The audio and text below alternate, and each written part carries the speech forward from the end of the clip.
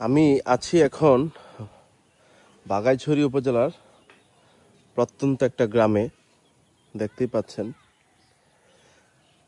অনেকেই মনে করবেন যে আমি একটা দুইতলা মাটির বাড়ির সামনে দাঁড়িয়ে আছি। আসলে কিন্তু এটা একটা মাটির বাড়ি না।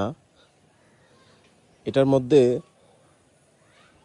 যারা তামাক, এখানে বেশিরভাগ মানুষ তামাক চাষ করে। তো তামাক চাষ করার ফলে এই একটা বড় চুল্লি, এটা একটা চুল্লি, এই জায়গা দিয়ে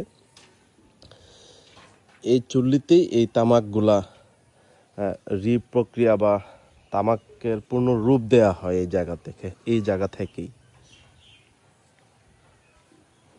যদি কেউ আগে এই রকম তামাকের চুল্লি যদি না দেখে থাকেন, তাহলে দেখে নেন।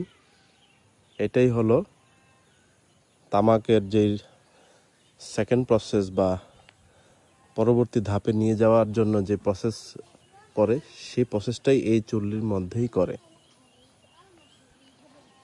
সেটা রাঙ্গামাটি জেলায় বাগাইছড়ি উপজেলা অবস্থিত। Thank you.